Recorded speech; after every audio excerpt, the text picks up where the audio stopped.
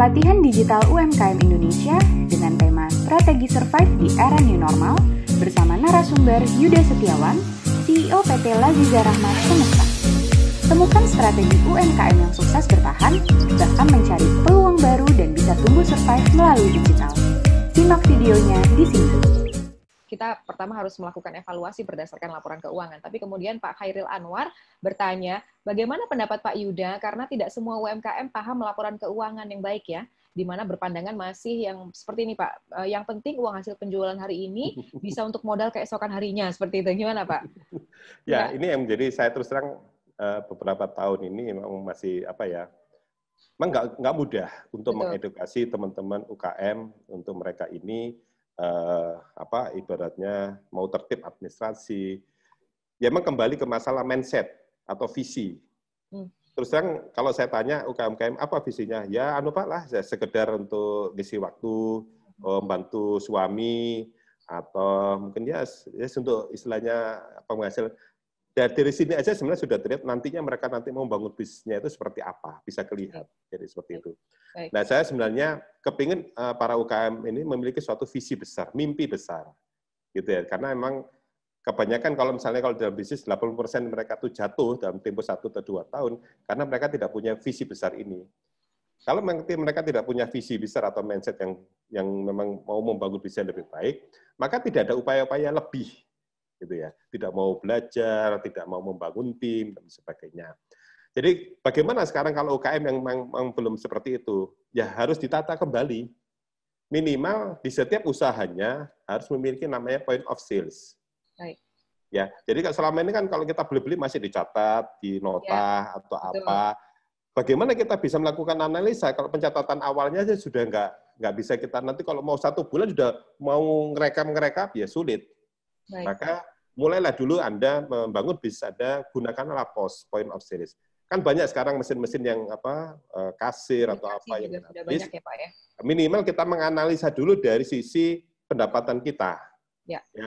Jadi di situ di point of sale nanti kita akan tahu sumber-sumber pendapatan kita itu di mana. Sumber pendapatannya. Seperti tadi saya organik, DIN-nya ada berapa, take-away-nya ada berapa, kemudian dari omset ini ada berapa. Maka di pos itu nanti akan bisa dilakukan penggolongan di posnya itu. Jadi nanti DD-nya ada berapa, TG-nya berapa, nanti akan kita tahu, kita buat analisa setiap bulannya, mana yang turun, mana yang naik.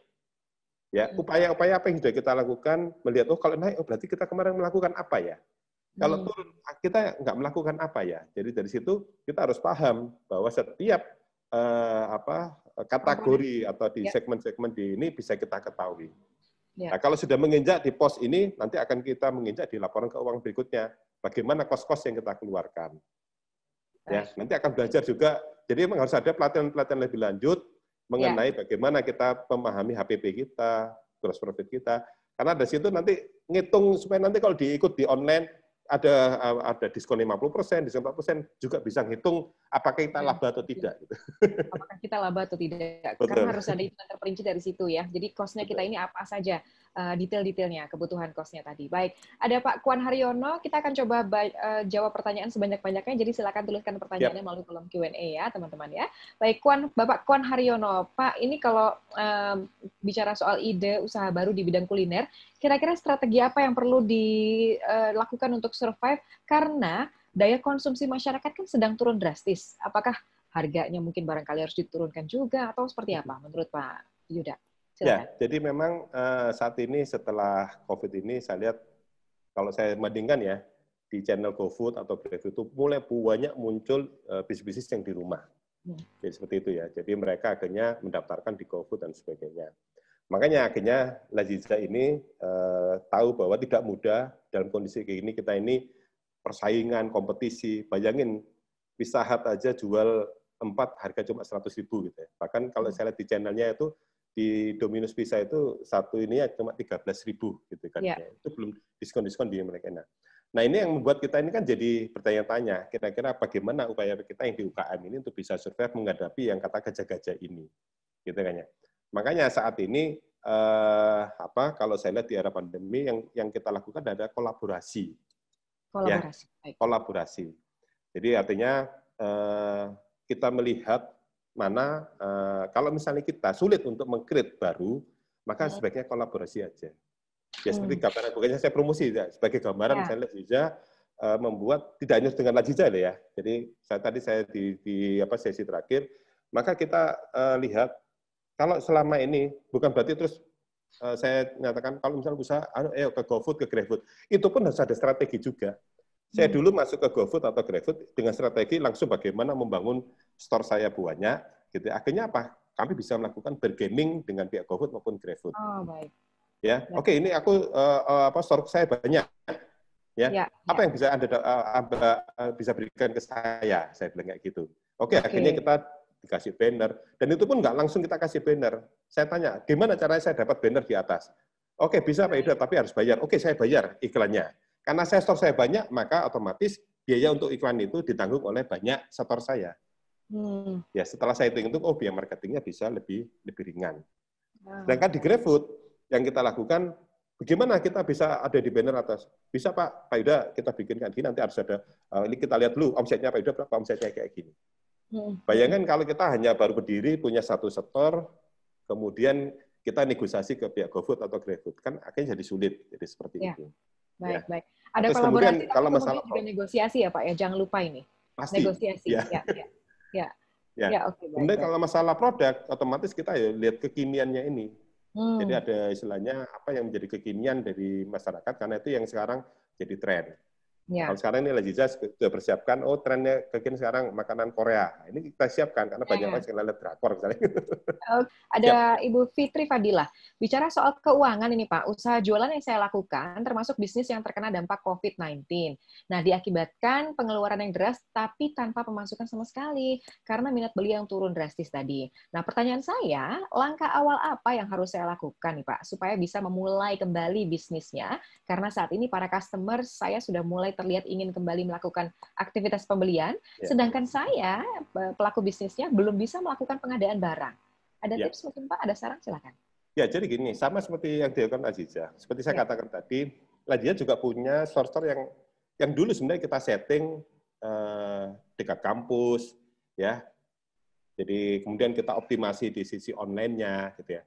Tiba-tiba sekarang ini sejak bulan apa itu ya, kampus libur itu ya, Januari sampai saat ini masih belum ada aktivitas, maka otomatis revenue stream-nya turun, yang biasa omset 15, 20 juta, sekarang tinggal 1,5 juta, tinggal 2 juta. Maka ini suatu hal yang sulit sekali untuk kita upgrade, gitu kan ya. Kita berupaya apapun, kalau memang demand-nya atau istilahnya market-nya ini memang tidak bisa kita pertahankan, mau nggak mau ya harus kita realistis. Akhirnya banyak store saya yang di Malang memang saya tidurkan sementara, gitu ya. Saya tidurkan sementara karena saya coba hitung-hitung lagi cost-nya dari biaya-biaya dan sebagainya. Saya melakukan usaha apapun ini akan sulit, ya. Sehingga akhirnya secara nanti saya tidurkan dulu sambil menunggu nanti kampus ini berjalan normal kembali dan kita aktifkan kembali. Jadi seperti itu.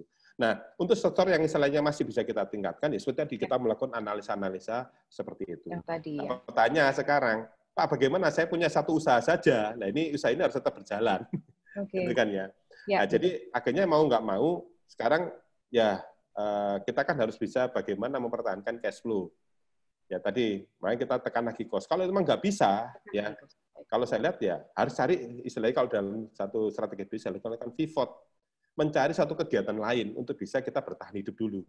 Kalau di bisnis kita ini memang sulit untuk bisa kita tingkatkan secara analisa-analisa tadi itu. Pivot adalah salah satu cara. Cari suatu hal yang misalnya, yang teman saya yang punya bis tadi, yang bis kopi Amber, karena dia tahu bisnya itu langsung mangkrak semua, padahal dia sudah harus menanggung cicilan dan sebagainya. Apa yang dia lakukan saat itu? Karena dia sudah punya channel-channel yang sekolah-sekolah, guru-guru TK. Akhirnya apa? Dia cari yang kemarin itu awal-awal karena kebutuhan masker banyak, akhirnya dia kerjasama sama distributor masker, jualan masker dia, jualan hand sanitizer. Loh Pak, kok biasanya travel bis kok jadi kayak, ya itu ya kita lakukan. Kalau kita hanya meratapi bisnis yang kita lakukan sulit, maka emang nggak mau kita cari apa yang menjadi satu kebutuhan sekarang ini, trennya ini.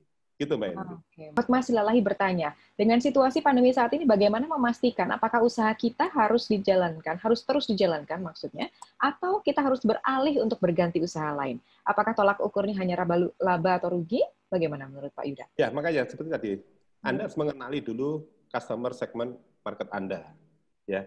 Jadi customer segmennya. Jadi sebenarnya seperti saya cerita, customer segment store saya di Malang, ya, ada juga di Surabaya dekat kampus, adalah anak-anak mahasiswa, ya. Jadi Malang itu hidupnya ada dari anak-anak mahasiswa. Tapi kemudian sekarang ini kampus-kampus semua pada tutup, gitu kan ya. Terus kami juga punya segmen untuk acara-acara anak-anak TK, ya, anak-anak SD, dapat IGTKI, Himpaudi, itu juga akhirnya tidak ada lagi kegiatan. Maka kita pelajari betul. Pada saat ini sudah tidak lagi kita bisa cari cara lain dengan organik. Organik itu berarti kan kita harus mendapatkan market dari yang ada di sekitar kita. Ternyata di Malang ini, ya akhirnya itu kuenya jadi rebutan yang luar biasa. Ya. Oke. Gitu kan. Kita usahakan salesnya, kita upayakan basar ya sehari sampai 3 kali seperti itu. Dan itu sudah sulit sekali untuk kita lakukan. Maka mau nggak mau ya terpaksa kita tidurkan dulu sambil menunggu kondisi normal kembali. Tapi nah sambil tidurkan kita melakukan aktivitas lain. Gitu kan.